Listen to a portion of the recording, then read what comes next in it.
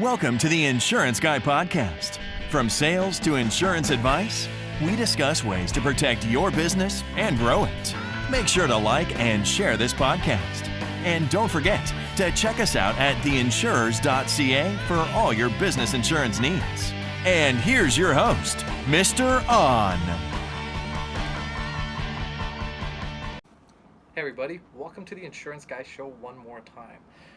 You guys deserve it, so I'm going to bring it for you guys. Today I have a very special guest with me. I think all my guests are special, but this one's a little bit more special because I was actually on her TV show. She was the first, her TV show was the first one I've ever been on, which kind of broke that comfort zone for me, to get out of that comfort zone, out of the fear. I have with me today Miss Cherene Francis. Thanks. Hey, listen, thank you so much for being here. First of all, I know you got a busy schedule. Yeah. You are a business coach, a television show host. You are helping businesses with, you're helping service professionals get their branding and marketing on point, so you can help them get more clients. Yes. So for this interview, this interview is going to be designed for a lot of the guys who are or girls who are in the service industry, whether you're mortgage, insurance, real estate. Then again, we're all, even if you're selling a product, you're also selling a service with it, right? So this will be something you want to pay attention to, because we're going to be talking about being transparent and vulnerable. Yes. And showing a side of us that we may not necessarily want to show, or we'd be too scared to show because we'd be scared, like we're afraid of getting rejected. I'd feel so. I know I've always been told before getting out there that make sure everything's pristine and picture perfect. Yeah. And that seems to be the common trend, and that's what we're told. If it's not perfect, don't do it. Right. What's your take? Yeah, so I love working with service professionals, and I think the key thing for them to truly understand is, when people are buying a service, something that they can't see, and something that's intangible, they really rely on you to give them that trust and that credibility. Do they know, like, and trust you? We hear that over and over again. Yeah. And so, when we tend to show ourselves or make our pitch, Okay. we show up perfect a lot of the time. We want to make it look like we're professional and we're well put together and things like that.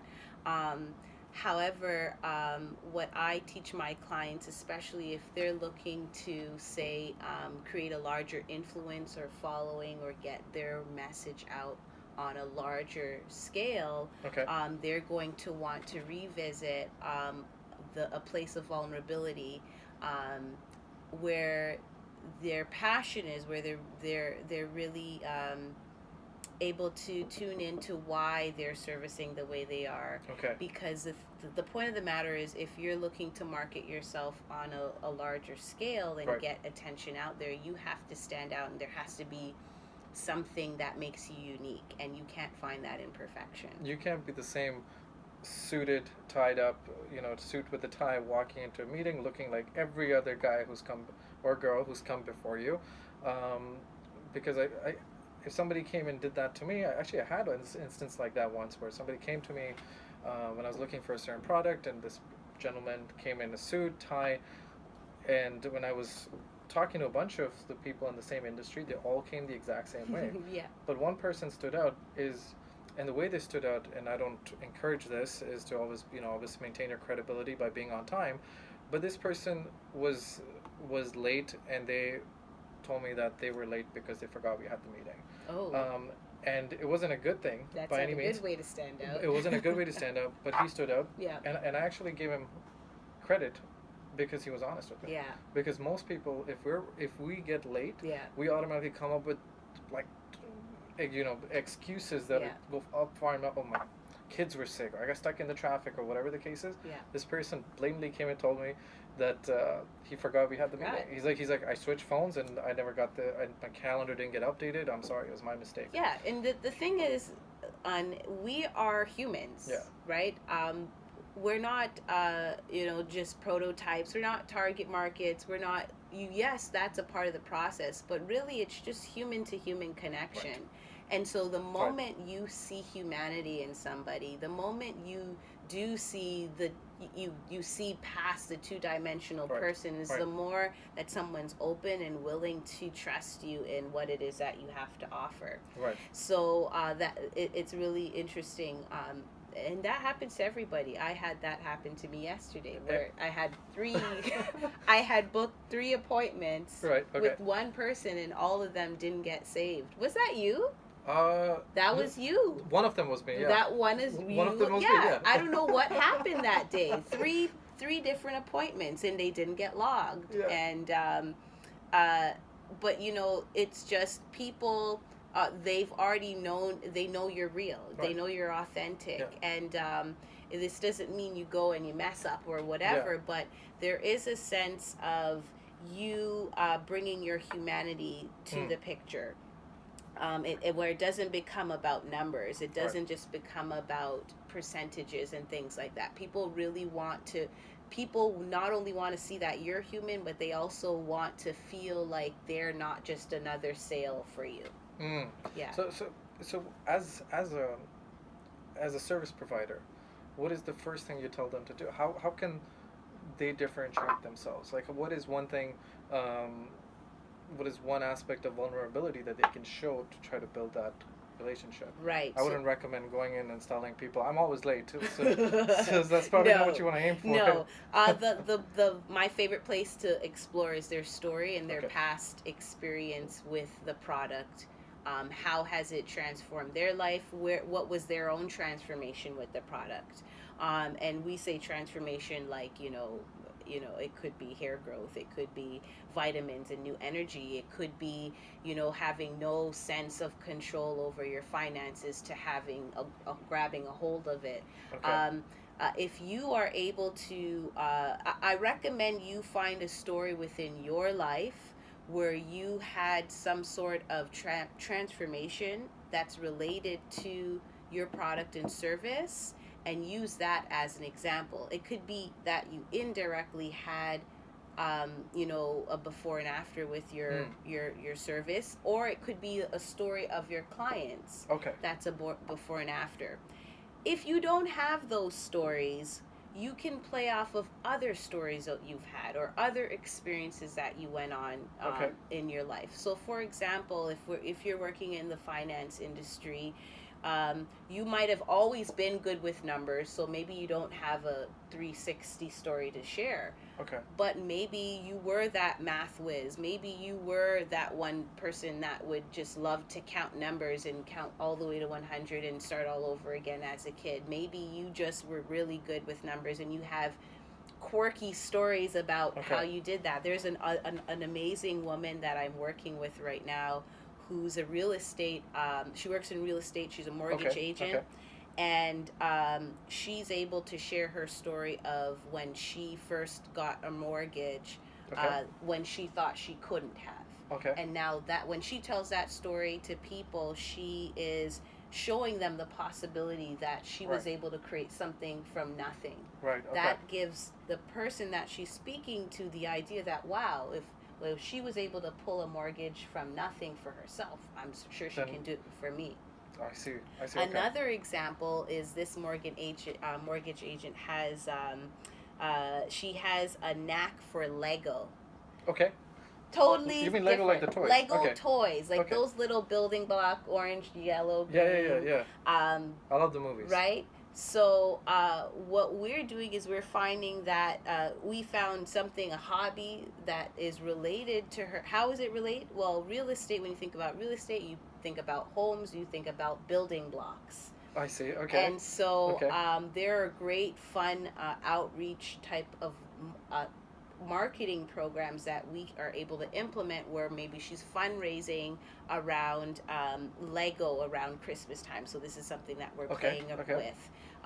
Just things that make you go, just see, again, a 3D person. Right. Oh, she's interested in Lego. That's pretty quirky for an adult, but that's pretty cool at the same time, right? Yeah, it kind of brings, I guess the point of this is to find a way to connect or to build rapport to a level where the person, I've had conversations with actually most of my clients, that we were able to connect and discuss, Yeah. and we were able to have a relationship, Yeah. not just a connection. You can have connections Right. with hundreds of people. You're probably connected to a lot more people than you think. Right. But the issue isn't the connection; it's the relationship. Yes. You could be connected to thousands of people, but you may not have all relationships with any of them. Right. And that's what people get confused. Oh, I have 1,000 LinkedIn That's connections. so huge. But you may only be talking. You may only have a relationship with maybe 5 of those 1,000 people on LinkedIn or Facebook or whatever the case is. And this is also why I feel that there's this uptrend of influencers and individuals telling that don't just be crazy and just add people to your network. If you don't know them, they're useless people. Not necessarily useless. Yeah. I'm sure you're useful in some Yeah. ways, but it doesn't make sense to have them in your network. If you don't have the there's no time to relationship. nurture them, it's really just dead weight Yeah. on your, you know, having to sort through a whole bunch of faces that you haven't connected with. And you know, and when it comes to when clients come to me and I'm doing mindset coaching specifically around, you know, connecting and nurturing relationships, what I find is that our ability to nurture not only business relationships but our own, you know, it might be marriage relationships or dating, those overlaps, and it's really about finding intimacy with people. And so I find that if you're used to keeping your walls up in your relationships with people, whether it Keeping be yourself personal, guarded, right? you're going to do that in business. And your awareness around being vulnerable, sharing who you are, being intimate, those all play out in business the same way. There was a client I had that a part of her you know, her sales conversation was off because she wasn't asking enough questions. Was she telling more than asking? She was and we do that a lot. We Yeah. talk ourselves out of the sale because we're afraid of the question they're going to have towards us. Yeah. And it has to do with that. Again, it has to do with that bringing down the walls, trusting yourself to maybe not have all the answers in the moment, or to, you know, to really meet their needs in that moment, answer their question, whatever it might be. My biggest thing is, I remember I was in a sales conversation with somebody. Okay. And they were selling me on something. Okay. And I was asking about the life insurance. It was about life insurance. And Okay. I was asking, you know, I'm pretty young, and can you explain to me why I would invest in this kind of life insurance? Why Right. would I invest so much there? Shouldn't I invest here?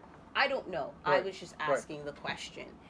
But this salesperson was so gung-ho on pushing his point and not actually exploring what my concern was, that I see. it rubbed us the wrong way. Right. It put him in a position where it was like he was a pushy salesman. Yes. Because he was kind of telling you, listen, go here because I'm telling you to go here. Yes. Because I know what I'm doing. So This if you is follow my me script, blind, and that's actually what he said. Well, my company says this is this the is one the should way be you promoted. go. Right? So the thing is, a lot of us, we walk around with our company badges and our collars and our and this is how we show up, and this is the protocol. Right. But when it comes down to the sale, we're really not interested in that. We're interested in our needs and how you're going to meet them.